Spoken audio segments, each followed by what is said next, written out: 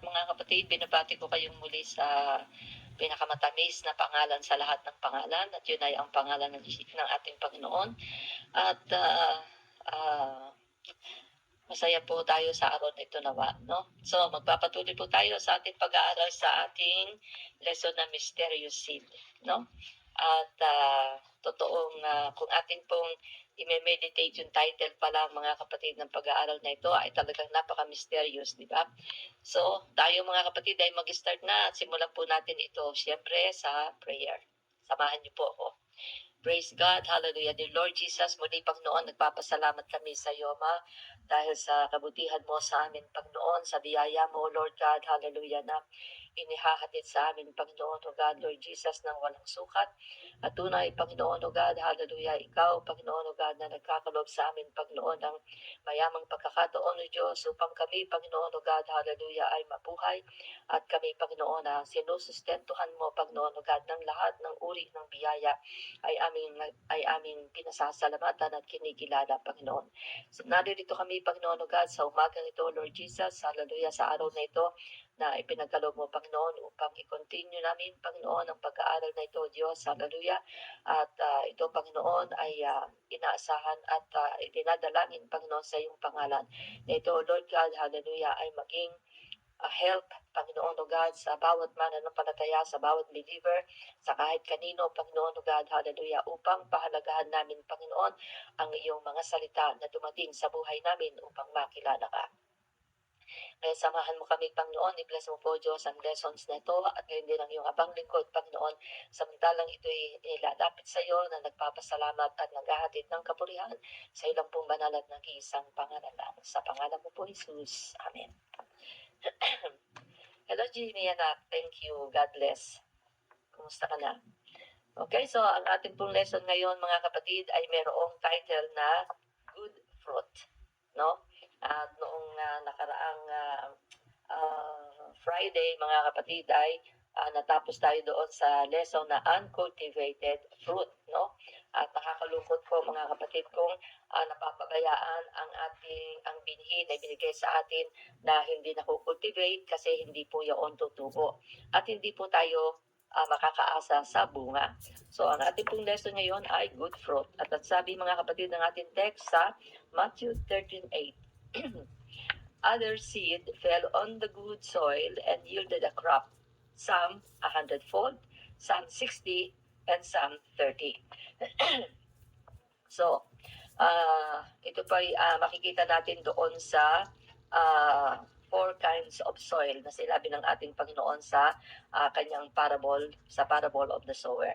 So, sa kabila po ng adversities, no, yung mga nakikita natin, mga panganib na dumarating din naman doon sa mga binhi na napupunla, ay makikita po natin, mga kapatid, na some seed does manage to grow, no? Nagagawa nilang ma-conquer, mga kapatid, sa present life nila, mga kapatid, na hanggang sila'y lumago, hanggang sila'y makapagbigay ng bunga. At sabi, some 30, some 60, and some 100-fold. Ayan. At ang 30-fold, mga kapatid, ay considered na fruitful. At 60-fold, mga kapatid, ay very fruitful. So, ito yung binhi, mga kapatid, na yung seed bearing, mga kapatid, no? Meron kasi, mga kapatid, na puno na alam natin, mga kapatid, na yung binhi nila ay hindi naman nagbubunga kundi puno lang sila. Pero merong mga fruit bearing trees, mga kapatid, no, after its kind. At yung uri ng fruitfulness nila, mga kapatid, ay nangangahulugan yun na sa sinasabi ng ating Panginoon na ye shall know them by their fruits. Ayan. So, ayun ay mababasa natin, mga kapatid, sa sinasabi ng Panginoon sa Matthew 7:16. Ye shall know them by their fruits. Do men gather grapes of thorns or figs or thistles? Ayan, mga kapatid, no? So, alam natin, mga kapatid, na kung ano ang itinanim ng magsasaka, kung ano ang kanyang binhi na ipinunla, yun, mga kapatid, ang ine-expect niya na magiging bunga, no? At 100-fold fruit, mga kapatid, ay makikita natin na doon yung fruit of the Spirit na yun ay walang iba kundi love, joy, peace, patience, kindness, goodness, faithfulness, gentleness, and self-control. At yun ay sinasabi mga kapatid sa atin ng ng Galatians 5:22 and 23. Kasalungat po yaon mga kapatid ng works of the flesh na nauuna doon, no? At ang sabi nga mga kapatid ni Peter, na itong mga qualities na ito mga kapatid ay atin. At ito mga kapatid ay nag-i-increase. Ayan mga kapatid, no? Napakaganda na yung meron kang bagay sa iyo mga kapatid na nag-i-increase. At ito mga kapatid ay yung nagiging useful, no? Hindi po maaari ito maging useless, maaaring unfruitful mga kapatid sa true knowledge ng ating Panginoong Hesukristo. Kaya ang sabi ni Apostle Peter sa 2 Peter 1:8, for if these things be in you and abound, they make you that ye shall neither be barren nor unfruitful in the knowledge of our Lord Jesus Christ. So, yung mga bagay na sinabi mga kapatid ni Apostle Peter ay yung mga nauunang verses doon na kung idadagdag natin sa ating pananampalataya yung seven things na mahalaga mga kapatid at kung yun ay taglayin natin ay hindi raw po tayo magiging unfruitful, hindi tayo magiging barren, hindi tayo magiging kung baga sa babae mga kapatid ay hindi tayo magiging baog. Yan mga kapatid, no? So gusto kong basahin sa inyo yon mga kapatid ng buo. At yun ay makikita natin sa 2 Peter chapter 1. Sabi niya, and beside this, giving all diligence, add to your faith virtue, and to virtue knowledge, and to knowledge temperance, and to temperance patience, and to patience godliness, and to godliness brotherly kindness, and to brotherly kindness charity. For if these things be in you and abound, they make you that ye shall neither be barren nor unfruitful in the knowledge of our Lord Jesus Christ. Kaya napakahalaga po mga kapatid na magkaroon tayo ng kaalaman tungkol sa ating Panginoon sapagkat doon natin siya nakikilala. At yung mga bagay na sinabi ni Apostle Peter ay mga bagay na dapat na nating idagdag sa ating pananampalataya. Na kung meron tayo noon, ay hindi po tayo magiging barren, hindi tayo magiging unfruitful, kundi tayo magiging useful, tayo mga kapatid ay magbubunga at ang bunga yun nag-i-increase pa. Ayan.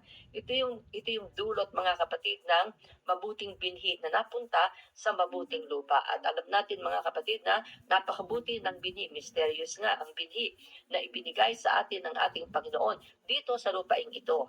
Ayan mga kapatid, kaya kung tayo ay nabibilang sa good soil, kasi nasa karakter po ng tao mga kapatid ko paano nagiging good soil na makapag-iingat ng salita ng ating Panginoon. At yun po ang kategory ng isang good soil. Kapag naingatan natin ang salita ng ating Panginoon, ay doon ito tutubo at magiging naroon yung freedom ng seed upang siya mga kapatid ay makatubo, makalaki hanggang sa siya makapagbunga. So, ang pag-aani mga kapatid ng mabuting mga bunga ay nagre-requires ng time, cultivation, at saka weeding. Ibig sabihin, inaalisan sila natin ng damo. Yung mga bagay na nakagigipit sa kanya ay inaalis natin. Ayan, mga kapatid, no? So, nagre-requires ito ng time, naghihintay tayo hanggang sa panahon ng kanyang pagbubunga. Kinukultivate natin, mga kapatid, ang binhi at inaalisan natin sila ng damo. Nililinis natin ang kanilang kapaligiran. Ayan. So, ang Panginoon ay naglagay ng iba't ibang tao sa ating mga buhay upang makultivate ang seed.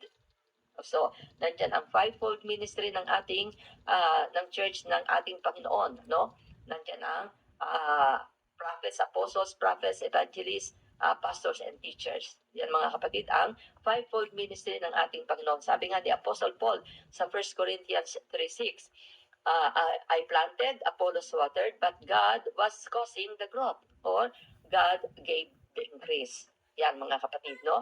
So nauunawaan natin yon. Merong nagtanim sa atin ang salita ng Panginoon, tinutubigan tayo kasama ang presensya ng ating Panginoon, yun ang ating pinakaulan.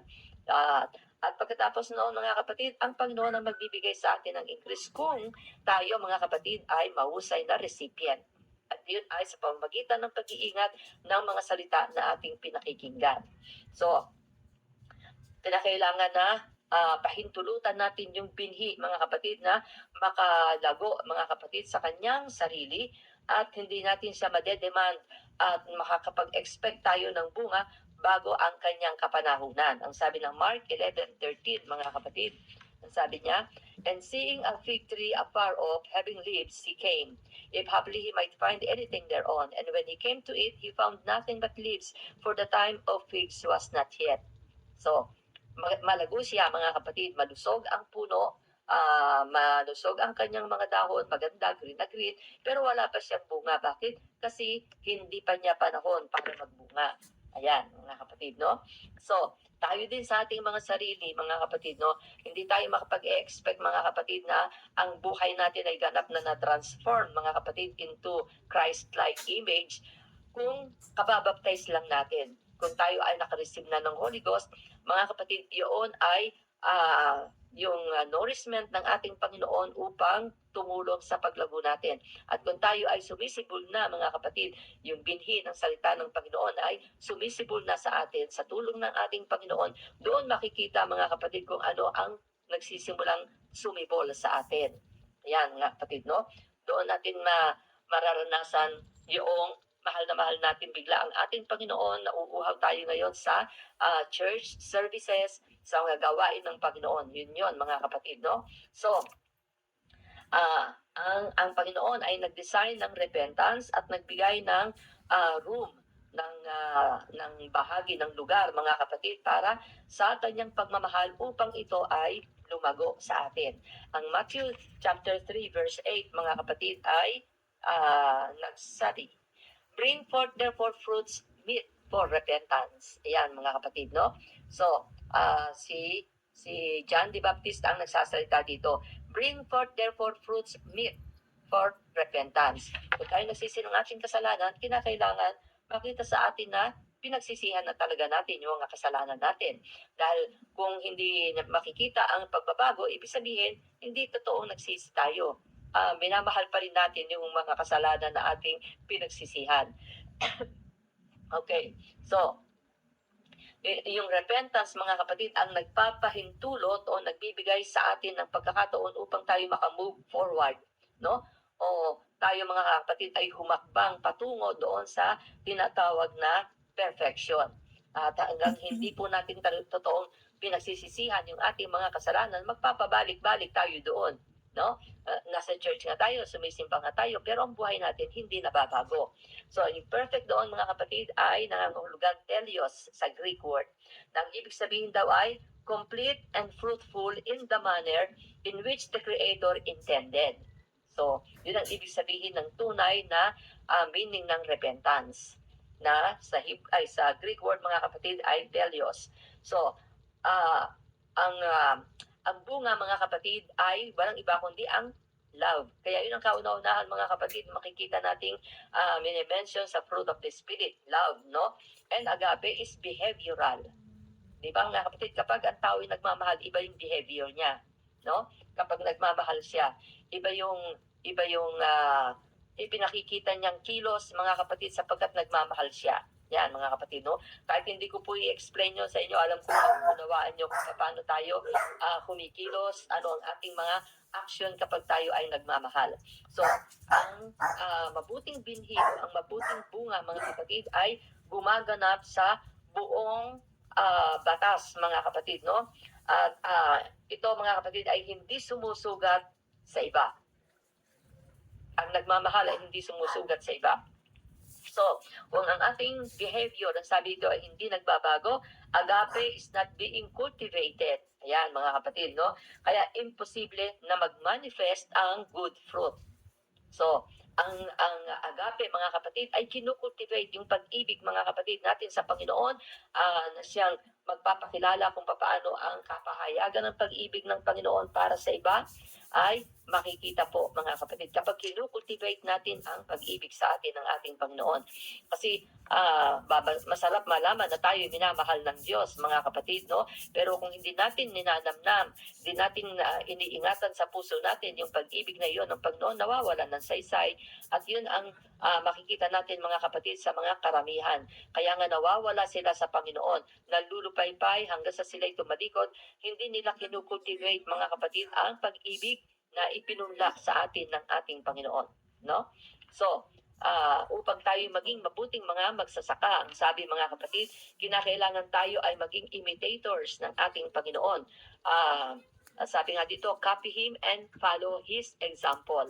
Yun ang ibig sabihin ng imitators, no? Ini-imitate natin ang ating Panginoon, tinutularan natin siya. Ang sabi dito, copy him and follow his example. Yan. Tularan natin siya mga kapatid, kopyahin natin siya at sundin natin ang kanyang mga examples. Bilang mga minamahal na mga anak ng Diyos, imitate their father, no? Na kung tayo mga anak ng Diyos na nagmamahal sa Kanya, ini-imitate natin yung ipinakita ng Panginoon dito sa lupa bilang ating example. Ang sabi, and walk in love, esteeming and delighting in one another. Nasisiyahan tayo sa bawat isa, no? As Christ loved us and gave Himself up for us. Yan sinasabi mga kapatid ng Ephesians 5:1 and 2. At yun ay sa Amplified version.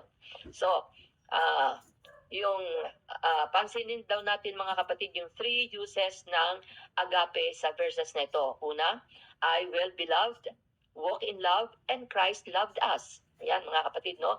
Ito yung dinidescribe ng good fruit of agape bilang pagpapakain sa mga nagugutom, nagbibigay ng tubig sa mga nauuhaw, nagwe-welcome sa mga tao, mga kapatid, no? At kung kailangan mga kapatid na tulungan, ay tinutulungan, entertaining the stranger, clothing the naked, giving help and ministering care to the sick, visiting the prisoner, and doing so as if we were doing it to Him. Yan po mga kapatid ang sinasabi ng ating Panginoon sa Matthew 25:34 to 40, mga kapatid, no? At babasahin ko sa inyo. Then shall the king say unto them on his right hand, Come, ye blessed of my Father, inherit the kingdom prepared for you from the foundation of the world. For I was an hungered, and ye gave me meat. I was thirsty, and ye gave me drink. I was a stranger, and you took me in. Naked, and ye clothed me. I was sick, and ye visited me. I was in prison, and ye came unto me. Then shall the righteous answer him, saying, Lord, when saw we thee and hungered, and fed thee, or thirsty, and gave thee drink? When saw we thee a stranger, and took thee in, or naked, and clothed thee? Or when saw we thee sick, or in prison, and came unto thee? And the king shall answer and say unto them, Verily I say unto you, inasmuch as ye have done it unto one of the least of these my brethren, ye have done it unto me. So, yung pong ginagawa natin mga kapatid sa iba mga kapatid ay ang katumbas noon ay ginagawa natin sa ating Panginoon, no? Kaya kinakailangan po mga kapatid na medyo aware tayo sa ating mga galaw, sa ating mga ginagawa mga kapatid, no? Na kung minsan mga kapatid hindi natin alam, katulad sa Old Testament mga kapatid na nagmamanifest bilang tao mga kapatid ang mga angels ng Panginoon. Pero hahanga ka mga kapatid sa mga anak ng Diyos sapagkat nare-recognize nila mga kapatid ang mga angels ng Panginoon sapagkat tinuruan sila ng Panginoon na maging mapag-entertain sa mga strangers kagaya ng kapanahonan ni Lot, no? Nang puntahan sila ng dalawang angels. So, yun mga kapatid, no? Naroon daw ang katunayan mga kapatid na ang lumalakad na merong agape mga kapatid ay meron itong kaugnayan sa ating behavior, hindi sa doctrine mga kapatid, no? Doctrine is knowledge. Pero yung gawin natin mga kapatid, ang itinuturo sa atin ay yun mga kapatid ay ating behavior. So, binabago nito mga kapatid ang paraan ng conduct ng ating buhay, kung paano tayo nasasalita sa ating family, at ito ay bumabago sa atin mga kapatid mula doon sa ating kalooban. On the inside mga kapatid, no? Ang pagbabago hindi nagsisimula sa outside mga kapatid. Maaaring tayo madaling sumunod sa outward appearance mga kapatid, pero lalo mga kapatid kinakailangan nating sumunod sa ating inside sapagkat from the abundance of the heart, the mouth speaks. Ayan mga kapatid. At hindi lang ito mga kapatid ang sasalita, buhay natin ay nagsasalita. So bilang mga sons and daughters ng ating Panginoon, ng kingdom ng ating Panginoon, ang ating Ama, ang ating Panginoon ay humahanap ng replika, mga kapatid, ng larawan ng kanyang sariling pag-ibig sa sarili niyang bayan. So, kanino hahanapin yun ng Panginoon kundi sa sarili niyang mga anak, mga kapatid, no? Kaya meron tayong sinasabi na like father, like son, like mother, like daughter. Diba? No? So, sana maging ganon ang ating kaisipan bilang mga anak ng Diyos patungkol sa ating Panginoon at sa ating pamumuhay na ipinamumuhay para sa Kanya. So, yung evidence, mga kapatid, ng Christ-like behavior ay nagiging sukatan, mga kapatid, or standard na tayo, mga kapatid, ay na kay Kristo at hindi tayo naka-engage sa mga religious activity lang. No? Sabi ng Matthew 7:20, mga kapatid, ay sabi niya, you will fully know them by their fruits. By their fruits ye shall know them. Ayan, mga kapatid, no? So, maliwanag, mga kapatid, sa New Testament na ang ultimate way, no, na kung paanong ang tao, mga kapatid, or ang doctrine is to be measured is by the amount of fruit produced. Kita niyo, mga kapatid? Ulitin ko yun, mga kapatid. It is clear in the New Testament that the ultimate way in which a person or doctrine is to be measured is by the amount of fruit produced. Ayan, mga kapatid, no? Meron, mga kapatid, pansinin niyo ang mga bunga, mga kapatid, ng puno. Kapag ang bunga ng puno, mga kapatid, ay pangit, maibebenta mo ba na maganda yon, mga kapatid? Aani ka ba, mga kapatid, o kikita ka ba ng maganda mula doon sa pangit na bunga, mga kapatid, ng iyong halaman? Pero kapag ang gaganda, mga kapatid, ng bunga ng halaman mo, ng prutas mo, mga kapatid, presyuhan mo. At makakapagpresyo ka ng mas mahal.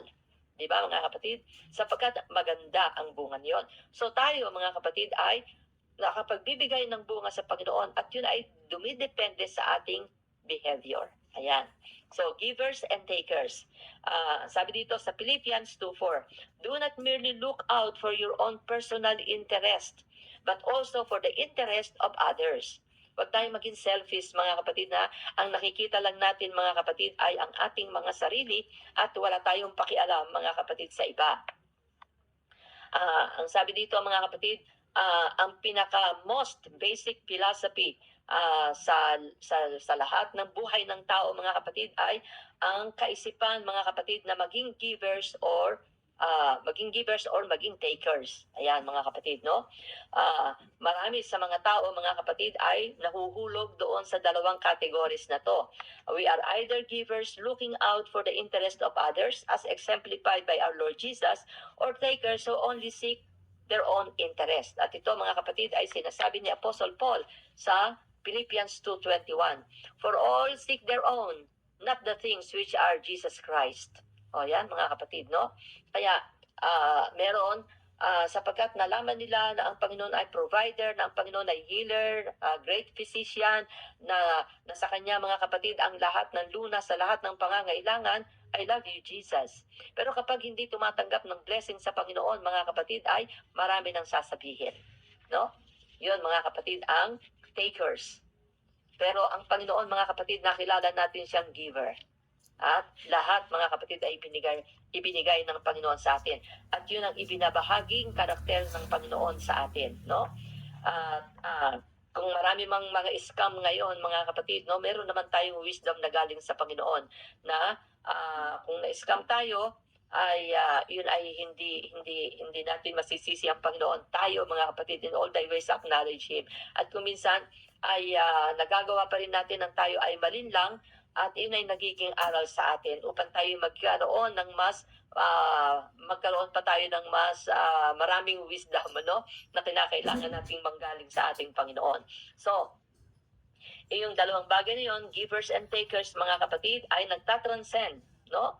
Umaangat siya, mga kapatid, kaysa sa lahat ng iba pang mga categories, kagaya ng religion, race, at social standing, or education. Ayan, mga kapatid. Dahil sa gayong mga bagay, mga kapatid, ay makikita rin natin ang mga bagay na to. So, ang ating Ama ay, kagaya ng sinabi ko, He is a giver. Talagang makikilala natin ang Panginoon na gayon. Subalit ang whole world, ang buong mundo, mga kapatid, ay dumoroon, mga kapatid, sa kapangyarihan ng kasamaan. Ito ang sinasabi ng 1 John 5:19, mga kapatid, no? At sa pamamagitan niyon ng salita ni Apostle John. Ayan, 1 John 5:19, and we know that we are of God, and the whole world lieth in wickedness. O imagine niyo mga kapatid, doon naroon ang buong mundong ito mga kapatid sa kasamaan. At obviously mga kapatid ay nakikita natin yon. So doon sa garden mga kapatid, si Eve ay taker. Hinanap niya mga kapatid ang kanyang self-interest, yung kanyang own interest, at ang resulta noon mga kapatid ay ang original sin ng buong sangkatauhan. Sa kabutihang palad mga kapatid, ang ating Ama mga kapatid ay nag-intervene upang tayo mga kapatid ay masaklolohan. Ayan. Kaya sa pagsisimula mga kapatid ng ating mature spirituality mga kapatid ng ating spiritual mga kapatid na kalagayan, nagkakaroon tayo kalimitan ng mixture ng givers and takers na nagiging source ng conflict, no? Kuminsan tayo ay gustong magbigay pero yung ating self mga kapatid ay nagiging maramot. Ayan, mga kapatid, no? Kaya nga may problema mga kapatid sa tithing, sa giving, di ba mga kapatid? At sinong kalaban natin doon? Kundi ang ating mga sarili. Kung isang gusto natin maging takers, hindi giver. Pero ang ating Panginoon mga kapatid ay nagtutuwid sa atin upang makita natin yung blessing ng ating Panginoon na sinasabi nating miracle worker. Ayan mga kapatid, no? So, yung mga disciples mga kapatid ay makikita natin yung mixture nila mga kapatid, no? Nandoon yung doctor, naroon yung fisherman, naroon mga kapatid ang lawyer. So ito mga kapatid ay mixture mga kapatid na ginawa ng ating Panginoon sa mga tao upang maging disciples niya, mga kapatid, no? Hindi niya tinawag ang marurunong lang, hindi niya tinawag mga kapatid yung mayayaman lang o maraming alam.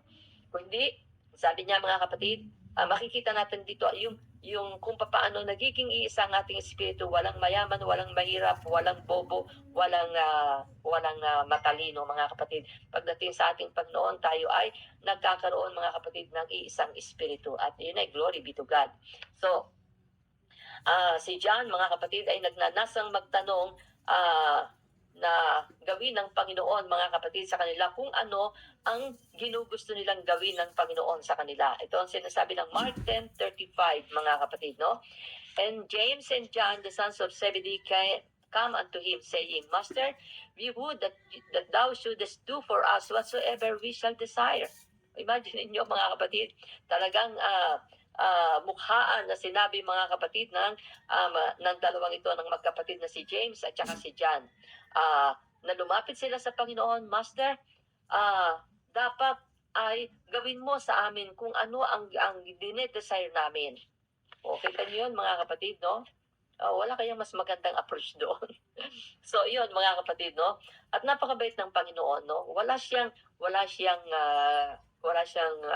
rebuke, wala siyang rejection mga kapatid sa mga inilalapit na bagay sa kanya, no? So most churches mga kapatid are serious mixtures. Totoo yun mga kapatid, no?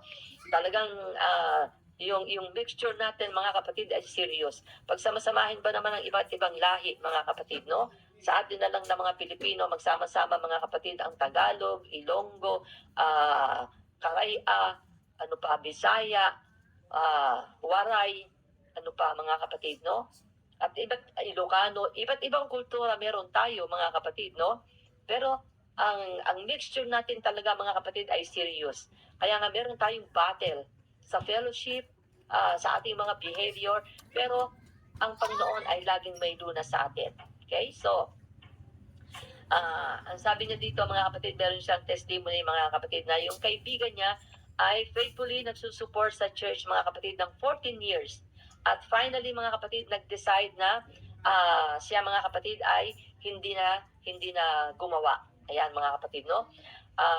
Kinatagpo niya yung kanyang pastor mga kapatid at sinabi niya na pagkatapos ng kanyang kalungkutan, panalangin mga kapatid, ay nagde-decide siya na maghanap ng ibang church. Kapag talaga ang tao ay malungkot, no? Nalungkot ang espiritu, discouragement, lahat mga kapatid ang makikita. At yun ang naranasan ni Solomon. Pagkatapos niyang makita ang yamang biyaya ng Panginoon sa kanya, wisdom, lahat ng bagay meron siya, fame, binigay lahat ng Panginoon. Pero pagkatapos ng kanyang discouragement mga kapatid, sabi niya, vanity of vanities. No? Walang kabuluhan ang lahat. Ayan, mga kapatid, no? Dumating sa disappointment ng buhay niya at yung appreciation niya sa gawa ng Panginoon ay pinagkaloob sa kanya, nalimutan na niya kung gaano yun, mga kapatid, kalaking pagpapala, no?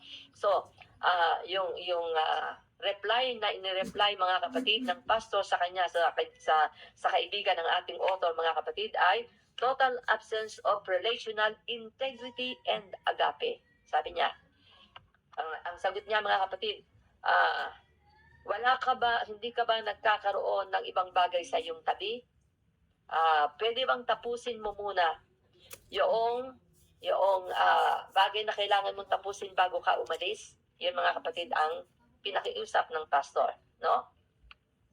Sabi niya, takers are full of eros.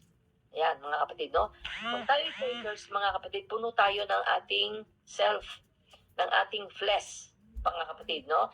Ang gusto ng flesh para sa atin lagi. Kaya, ang attention natin, mga kapatid, pansinin niyo, kapag eros ang nangingibabaw sa atin, no? Yung ating flesh, tingnan niyo, mga kapatid, kung gaano tayo kataas. Yung ating ego, yung ating pride, gusto natin tayong pinakamaganda sa lahat, pinakabongga, mga kapatid, ang ating suot, kapansin-pansin tayo. Yun, mga kapatid, ang flesh, no? Kaya kung ayusan natin ang ating sarili, ganun na lang, kinakailangan ako ang magkaroon ng the best cellphone, yung latest, no? O kung ano ang bago, kinakailangan lahat meron ako. Kita niyo yan, mga kapatid, no? So, ganun, mga kapatid. So, takers are full of eros. Gusto nila, mga kapatid, na makuha kung ano, mga kapatid, ang meron ng iba. O, yun, mga kapatid, no? Kaya, kapag ka bumili ng bagong kotse yung kapitbahay, gusto mo rin, mga kapatid, meron kang bagong kotse. Kapag ka kung ano ang ginawa ng kapitbahay, gusto mo magawa rin sa sarili mo. Hindi mo gustong magpalamang. Yan po ang eros. So, yung bagay na yon, mga kapatid, ay hindi po lalago ang agape ng ating Panginoon, no? At yung espiritu ng ating Panginoon, mga kapatid, ay napaka-faithful upang tayo, mga kapatid, ay internally ay baguhin, nasaing mabago, mga kapatid, at maging giver at mag-start tayo, mga kapatid, na magbukas ng ating palad, ng ating puso, bubuksan ang ating paningin, mga kapatid, na hindi lang sarili natin ang ating nakikita. Mabukas ang ating pandinig upang hindi lang para sa sarili natin ang ating pakinggan, no? At ang sabi, mga kapatid, givers can be seen in these scriptures. Ayan, mga kapatid, no? 1 Corinthians 10:24, mga kapatid, at sabi, let no one seek his own good, but that of his neighbor. Yan, mga kapatid, no? Kaya, kung minsan, mga kapatid, ay parang ayaw mo nang tumulong, pero kapag narinig mo yung pangangailangan, mga kapatid, ay hindi mo magagawa ang hindi tumulong, mga kapatid, lalo na kung sinasabi ng Panginoon, tulungan mo. Kasi ang Panginoon, napaka-giver nga, ano? Naalala ko tuloy yung lesson natin noon kay John Beaver, no? Na yung kaibigan niya, mga kapatid, ay nasa church at meron lang siya, mga kapatid, na $200, no?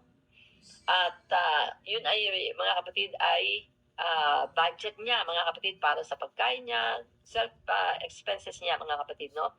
At nung lumalapit ang offering plate, at sabi ng Panginoon, ibigay mong lahat. Sabi niya, lahat talaga, Lord? At ibigay mong lahat. So, gusto niya sana, mga kapatid, ay $50 or 100. Ang sabi ng Panginoon, ibigay mo lahat. At wala siyang magawa, mga kapatid, no? Sinunod niya. Pero pagkatapos noon, mga kapatid, ay binless siya ng ating Panginoon. Hindi yun kaagad-agad, mga kapatid, no? Na nangyari, pero ipinakita ng Panginoon, mga kapatid, kung ano ang kagantihan ng pagsunod niya. So, yun, mga kapatid, no? 1 Corinthians 10:33, just as I also please all men in all things, not seeking my own profit, but the profit of the many, that they may be saved. Ang sabi ni Apostle Paul, no? So, hindi inalintana, mga kapatid, ni Apostle Paul ang kanyang sarili at ibinigay ni Apostle Paul ang kanyang sarili para sa iba. Ayan. 1 Corinthians 13:5, love does not act unbecomingly. It does not seek its own, is not provoked, does not take into account a wrong suffered. No? So, yung katangian mga kapatid ng agape na ina-identify mga kapatid ni Apostle Paul sa 1 Corinthians 13 mga kapatid, no? Ang sabi sa King James Version ng verse 5, that not behave itself unseemly, seeketh not her own, is not easily provoked, thinketh no evil. Ayan mga kapatid, no? So, yun ang katangian mga kapatid. At kung ito lang ay mapapractice natin mga kapatid, kahit na hindi bigla at unti-unti hanggang sa ito'y maging ganap mga kapatid, ay totoong napakaganda ng church ng Panginoon, di ba? Napakaganda ng church ng Panginoon na itinatayo. So, 2 Corinthians 12:18, I urge Titus to go and sent the brother with him. Titus did not take any advantage of you, did he? Did we not conduct ourselves in the same spirit and walk in the same steps? Kaya kung sila mga kapatid ay sa kapunuan ng espiritu ng ating Panginoon, nagawa nila yung gayong mga bagay mga kapatid, no? Hindi naman tayo iba sa kanila at tayo ay nabautismohan sa isang espiritu, pinaglilingkuran natin ay iisang Diyos, no? So, magsikap tayo, magpumilit tayo mga kapatid na i-apply ang mga bagay na ito samantalang tayo mayroong pang pagkakataon. So it requires the presence of agape. Kinakailangan natin talaga ang presensya ng pag-ibig ng Panginoon na kasama doon mga kapatid ay ang pagpapatuloy nito at yung kung ano man ang risk mga kapatid, no, para tayo ma-transform from a taker to a giver. Ayan mga kapatid. At yun ay self-denial. Yan mga kapatid, no? Sapagkat hindi mo isipin ang sarili mo. So ang pag-ibig ng Diyos mga kapatid ay hindi ang ating possession. Ito ay ang Panginoon, no? Yung pag-ibig niya na dumating sa atin, pagkatapos ay dadalhin natin ito mga kapatid sa hurting world. Yan, sa mga nasasaktan sa mundong ito. Kaya ang sabi mga kapatid, we love because He first loved us. Natuto natin mga kapatid ang magmahal ng divine love nang tayo mga kapatid ay mahalin ng ating Panginoon. Kung hindi mga kapatid, hindi tayo marunong magmahal mga kapatid ng totoong pagmamahal. Sapagkat tayo ay mapag-isip sa ating mga sarili. Paano naman ako? Tayo lagi no? So, bullets or seeds. Ayan mga kapatid, no? Matthew 9:13 ang sabi sa The Message version, I'm after mercy, not religion. Yan, mga kapatid. Hinahanap ko ay kahabagan, hindi, mga kapatid, religion or alay. Ayan. So, sa pag-aaral natin mga kapatid sa mga salita ng ating Panginoon, masusumpungan natin mga kapatid yung mga verses na nagsasabi na John 3:16, pinamemorize sa atin, for God so loved the world, no? That He gave His only begotten Son, that whosoever believeth in Him should not perish but have everlasting life. Pagkatapos alam natin, ipapaalam sa atin mga kapatid ang Romans 3:23, for all have sinned and come short of the glory of God. And then mga kapatid, Ephesians 2:8 and 9, for by grace are we saved through faith, and that not of yourselves. It is a gift of God, lest any man should boast. Diba? So, ito mga kapatid ay itinuro sa atin, ipinamemorize sa atin. Bakit? Upang tayo mga kapatid sa ating mga kalagayan mga kapatid na puno ng hinagpis, puno ng pagdurusa mga kapatid ay sa ating paglalakbay mga kapatid ay maipaunawa sa atin ng Panginoon na merong Diyos na nagmamahal sa atin, na nagligtas ng ating mga kaluluwa at ng buhay natin. No? Hinangon niya tayo doon sa kadiliman at dinala niya tayo sa maliwanag na buhay. Inalis niya mga kapatid tayo sa mga kasiphayuan, sa mga afflictions, mga kapatid, kaapihan, at tayo mga kapatid ay dinala ng Panginoon sa kanyang pagmamahal. Imagine niyo yun mga kapatid, no? So, ipinangangaral mga kapatid lagi sa atin na ay ang agape, pag-ibig ng Diyos. At ang sabi mga kapatid, ng ating author, samantalang daw siya mga kapatid ay nanonood ng news, ang isang reporter mga kapatid ay in-interview doon At sinabi mga kapatid na napanood niya yung The Last Temptation of Christ. Ang sabi niya mga kapatid, no? Na para sa mga middle-aged women, mga kapatid, na lumalakad kasama siya. At yung camera mga kapatid ay lumilibot mga kapatid at na-capture ang close-up mga kapatid sa kanya. At doon ay yung sumigaw siya mga kapatid, no? At ang sabi niya ay ito, if you go in that movie, you're going to hell.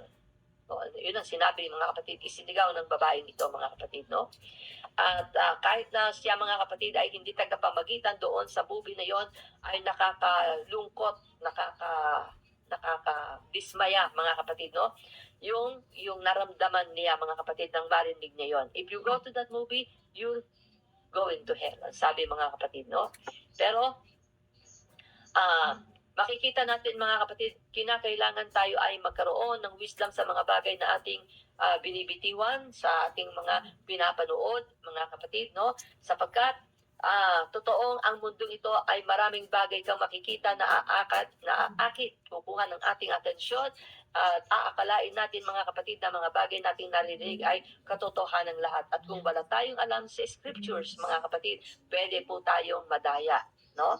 So, ang salita ng Panginoon, mga kapatid, ay maaaring maging bullet, no? Maging bala, no? Na sa atin mga kapatid ay hindi magdudulot ng galing o ng healing. At maaaring ito mga kapatid ay sumugat. Iyon mga kapatid ay isang bagay na kung saan ay mapanganib, sapagkat ang bagay na yon mga kapatid ay ang Panginoon ay nagre-review, oo. No, lalo na sa mga Pharisees, kung tawagin niya nga mga kapatid ay generation of vipers or lahi ng mga ulupong. Ito'y upang mabuksan ang kanilang pangunawa. So ang ibig sabihin mga kapatid, gumagamit din ang Panginoon ng bala upang kasi kapag nasasaktan ng tao mga kapatid, minsan doon dumarating ang pangunawa, no? So at yung sabi nga mga kapatid, yung sagot doon sa mga bagay na kinakaharap ng tao, mga kapatid, ay mahalaga sapagkat hindi tayo ginawa ng Panginoon lagi upang manatili doon ng mga sheriff, no? Ang ginawa tayo ng Panginoon upang maging farmers, fishers of men, farmers, mga kapatid, or gardener. Kaya, nang ang Panginoon ay mag-resurrect, mga kapatid, no? Ano ang akala ni Mary Magdalene ang Panginoon ay nagpakita sa kanya? Akala niya ay gardener. Saan niya dinala ang aking Panginoon, no? So, hindi nag-anyo na sheriff ang ating Panginoon pagkatapos ng resurrection, mga kapatid, no? Patuloy niyang ipinakikita kung ano ang dapat nating makilala sa kanya. Kaya, ang sabi mga kapatid, a sheriff tries to keep everybody straight. Yan mga kapatid, ang sheriff. A gardener lets the tares and weeds grow with the wheat, allowing God to sort out the good from the worthless at harvest time. At yun ay sa parable ng ating Panginoon na nagtanim ang isang mabuting tao, mga kapatid, nagpunla ng mga binhi, nagsabog ng mga binhi, no? At nagpahinga pagkatapos. Nung siya nagpapahinga, ang masamang tao, mga kapatid, na ito ay tumutukoy kay Satan, ay nagsabog naman ng masamang binhi. At ang damo at saka ang trigo, mga kapatid, sa unang pagtubo nito ay hindi mo mapapansin na mayroong damo. Nang ito'y lumalaki na, yan mga kapatid. Kaya yung ating mga attitude ay makikilala natin, mga kapatid, sa pamamagitan ng ating paglago sa church. Kung paano tayo lumalago, kung tayo ba'y damo, kung tayo ba'y trigo, no? At nakita ng Panginoon, hindi ba't mabuting binhi ang ating itinanim? At sabi ng mga laborers niya, Panginoon, gusto mo ba na lumusong kami at alisin namin ang mga damo? At sabi ng Panginoon, bayaan mo silang lumago pareho sapagkat mayroong panahon ng pag-aani. Doon ang paghihiwalay ng damo sa trigo. Kaya tayo, patuloy tayo nagsasama-sama whatsoever our attitude might be. Di ba, mga kapatid? Pero may panahon ng pag-aani at doon tayo dapat matakot, mga kapatid, no? Sapagkat kung hindi natin i-cultivate ang agape, meron po tayong panganib. Sapagkat ang ugat, mga kapatid, ng ating pag-aaral ay gumaganda lang ang ating bunga sa pamamagitan ng cultivation na ating ibinibigay bilang farmers, mga kapatid, na pinagkatiwalaan ng Panginoon doon sa agape. Bakit may mga taong naghihinto, mga kapatid, na mahalin ng Panginoon? Because they love themselves. Diba, mga kapatid? Gusto nila yung kanila. Kagaya ng sinabi kanina ni James and John, Lord, kailangan gawin mo sa amin kung ano ang aming dinedesign. At anong dinedesign ng tao? Position, fame, di ba mga kapatid? Pansin. Yan mga kapatid, ang dinedesign ng tao. Kaya kapag hindi napansin, ay ano ang nagiging attitude natin. So, sa pamamagitan ng ating paglago, mga kapatid sa church, although tayo all together, nananatili tayong magkakasama, kaya nga walang perfect na church eh. Manap ka ng perfect na church, wala ka masusumpungan. Ang church ay tayo, kaya kanya-kanya tayo, mga kapatid no? Kaya kung gusto mong manatiling maging damo at hindi mo i-cultivate ang pag-ibig ng Diyos, hindi ka mababago, hindi ka matatransform upang maging kagaya tayo ng ating Panginoon katulad ng sinabi niya. So, ayun mga kapatid, no? Every church has tares. Sabi dito sa pag-aaral natin, bawat iglesia may damo. Ayan mga kapatid, no? Walang pure church. Just real church with real people and real problem. Yan. Church talaga yan, no? Talagang tao yan na meron talagang problema. Yun, mga kapatid, ang atin. So, dito tayo binabago ng Panginoon. Dito nagtatrabaho ang Panginoon kung tayo nagpapatrabaho sa Kanya.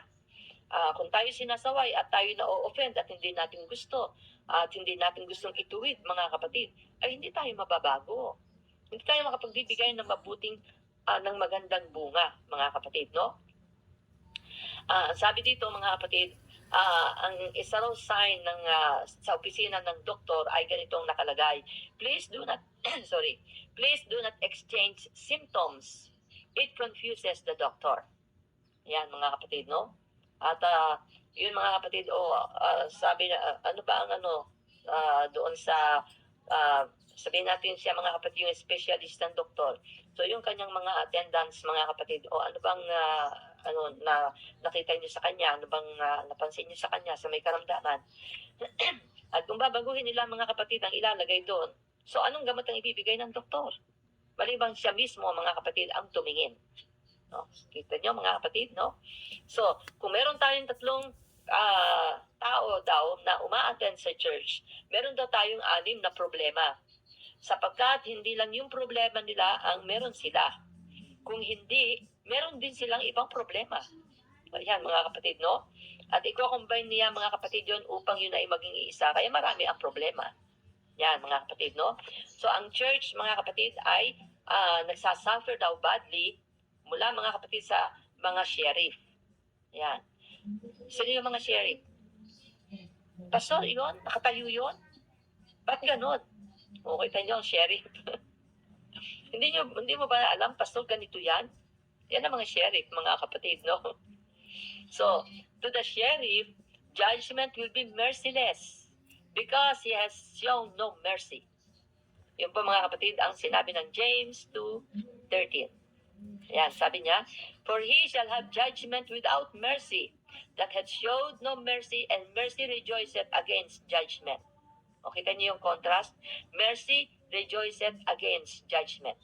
So, ang tinuturo sa atin ng Panginoon, mga kapatid, ay hindi maging sheriff. Okay? So, ano tayo ngayon sa iglesia? Sheriff pa tayo? Pambihira. Bakit pinahihintulutan yan? Ganyan yan eh. Kitang-kita ko kaya. Kita niyo, mga kapatid? Yun ang sheriff, gumagala, di ba? Ayan, mga kapatid, no? So, yun ang tanong, mga kapatid. Sheriff ba tayo? O tayo, mga kapatid, ay isang servant na katulad ay farmer? So, kailangan natin ng government, pero kinakailangan din natin ang temper, mga kapatid, with mercy. Ayan, mga kapatid, no? Unfortunately, marami daw sa mga Kristiyano, mga kapatid, na napuspos, mga kapatid, ng pag-ibig ng Diyos. Ang kalimitan ay nakaka-encounter sa church, mga kapatid, ng full gun slingers. Yan, yan, mga kapatid, no? Parang, minamasinggan ka. Yan, mga kapatid, no?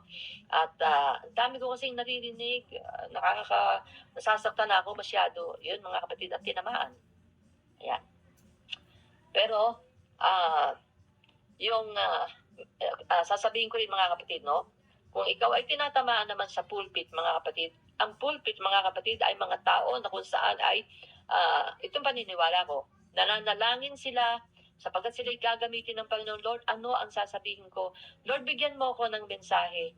At kung tayo ay para ituwid, mga kapatid, yung attitude natin, sapagkat kung i-justify naman natin, mga kapatid, ang ating mali, no? Lahat tayo dumaan sa ganito. Ako'y dumaan din sa ganoon, mga kapatid, no? Na sobrang sakit na dito, mga kapatid. Alam ko yung akong natatamaan doon sa mensahe. Kahit nga nung bago ako na-convert, gano'n na eh. Pero yun ang bumago sa akin.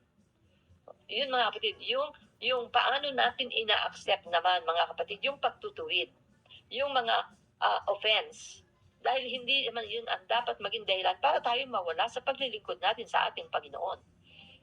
Tinuturuan lang tayo ng Panginoon na lumuhod at humingi ng strength mula sa Kanya, ng love na magko-comfort sa ating sarili mula sa ating Panginoon.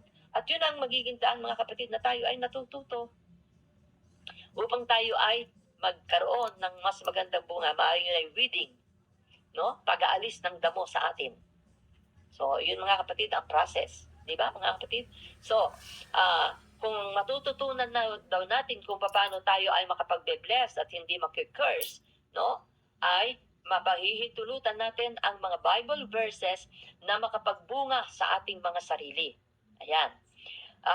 At soon ay matututunan natin na i-share ang pag-ibig ng Eternal Father natin sa mundong ito na puno ng sakit. So, ini-intend ng ating Panginoon sa atin na tayo ay maging gardener na nagpapakita ng kanyang compassion and mercy. Ayan, mga kapatid, no? So, transition from sheriff to gardener. Ayan. John 15:2 mula sa The Message version. He cuts off every branch of me that doesn't bear grapes. And every branch that is grape-bearing, he prunes back so it will bear even more. Ayan, mga kapatid, no? Kaya merong pruning, mga kapatid, no? May purging na tinatawag, mga kapatid, sa puno. Dito, mga kapatid, no? Kapag kayong panahon, mga kapatid, ng winter, wala kang makikitang dahon. Parang mga patay ang mga puno dito. So pagdating, mga kapatid, ng pagkatapos ng winter, magsisimula muli, mga kapatid, yung spring, and then magbabad uli sa mga puno, mga kapatid, no? So iba't ibang pagtubo ng mga sanga nila, mga puno, mga kapatid, o yung mga dahon nila.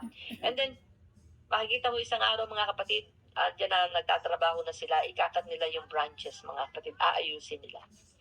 So yun, mga kapatid, at yun ay dumarating sa atin, no?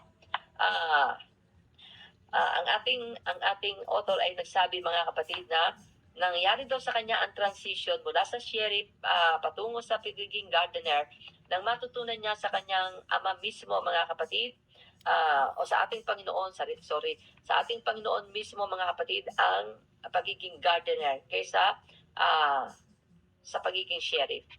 At yung ating Panginoon, mga kapatid, ay nag-reserve ng pagpupruning para sa kanya, mga kapatid, na sarili, at hindi niya pinahintulutan, mga kapatid, ang iba na gumawa ng pruning sa kanya. So ang Greek word, mga kapatid, doon ay Georgios. Ayan, mga kapatid, no? Meaning a farmer or husbandman who tills the ground. Ayan. So ang ating Panginoon, mga kapatid, ay isang ama.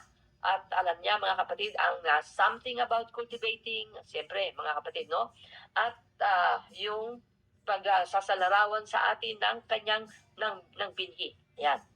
Kaya kung isusurrender natin sa kanya kung anong binhi ang meron tayo, kung isusurrender natin sa kanya, mga kapatid, yung ating sheriff's badge, no? At ito, mga kapatid, ay ibibigay natin sa kanya, mga kapatid, ang Panginoon ay makakapagbago sa atin upang tayo ay maging isang gardener. At bibigyan niya tayo, mga kapatid, ng cultivating tools upang sa gayon, mga kapatid, ay maramdaman natin kung ano ang tunay na ibig sabihin ng nagmamahal. Sapagkat ang farmer kinakailangan maging mapagmahal sa kanyang mga halaman. Kaya nga ito'y kanyang inaalagaan mabuti. tinitingnan kung ano ang kalagayan, mga kapatid, ng kanyang mga halaman. Kung ang mga dahon, mga kapatid, ay naninilaw, nananalanta, nagbubutas-butas, nagkakaroon, mga kapatid, ng mga maputi, ano ba tawag doon? Yung mga puti-puti, at yun ay sumisira sa kanila, mga kapatid. At sa tulong ng ating Panginoon, yun ang marami nating mararanasan. Kita nyo, mga kapatid, maaaring marami ang sumira sa ating paglilingkod sa Panginoon sa pananampalataya, pero ang Panginoon, mga kapatid, na siyang tunay nating farmer, mga kapatid, sa tulong din ng Fivefold Ministry sa church, tayo ay kanilang inaalagaan, kino-comfort, mga kapatid, ine-encourage upang tayo, mga kapatid, ay magtamo ng kagalingan. Ayan, mga kapatid, no? Doon tayo, mga kapatid, ay gagaling at matututo at makikita natin na ganito pala sa kingdom ng ating Panginoon. Ayan. So, capable tayo, mga kapatid, upang tayo ay makultivate. At ang ating Panginoon ay naghahanap sa atin upang ibigay natin ang ating sarili sa time ng cultivation. Ayan, mga kapatid, no? Sa gayon, tayo ay makapagbunga ng marami. Kapag tayo ay merong bunga, naghahanap pa siya ng more fruit. O, kita nyo, mga kapatid, no?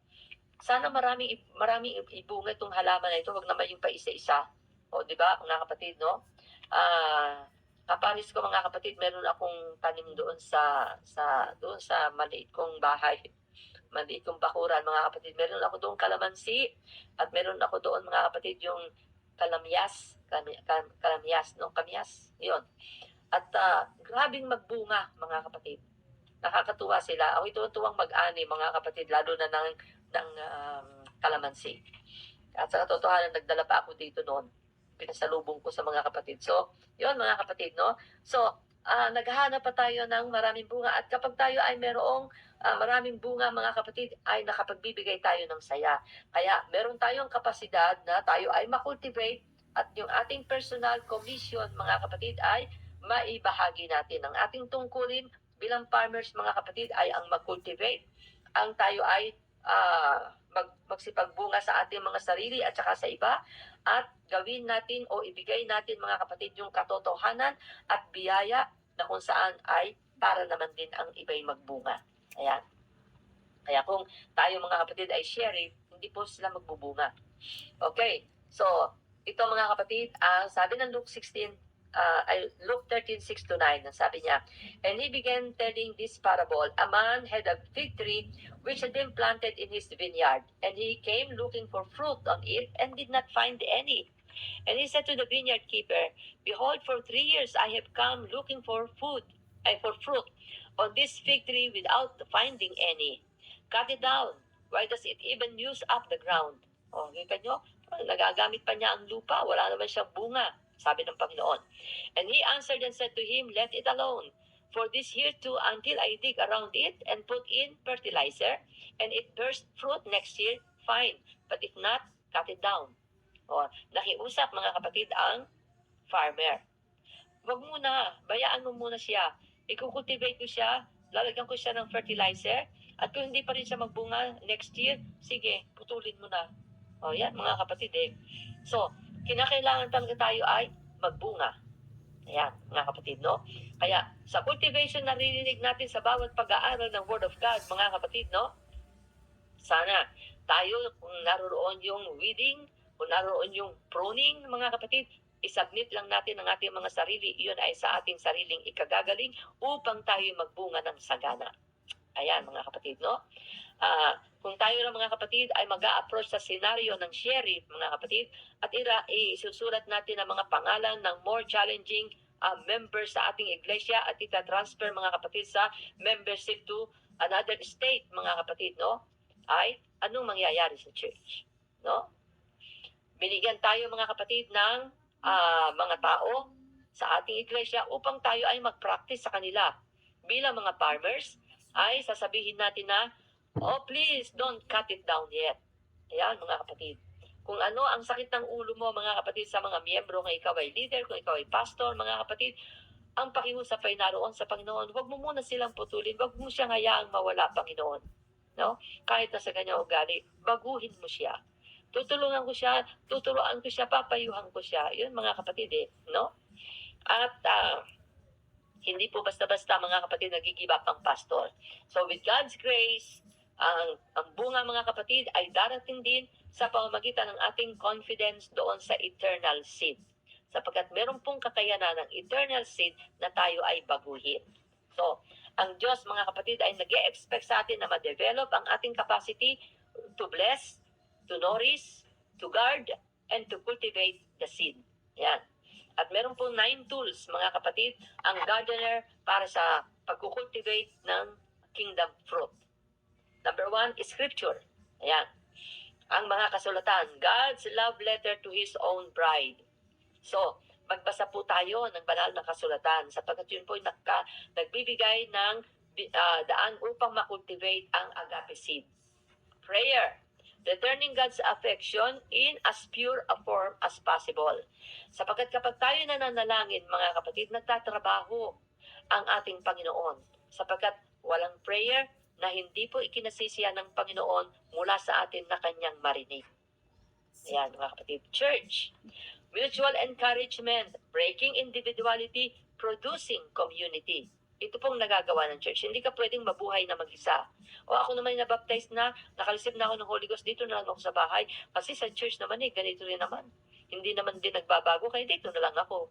No, mga kapatid. Hindi ka po mababago sa sarili mo lang tahanan. Kinakailangan po natin ang church, ang fellowship. Lord's table, giving and receiving the bread of God and the wine of forgiveness. No? Giving and receiving the bread of God. No? Yung tayo yung magbahagi.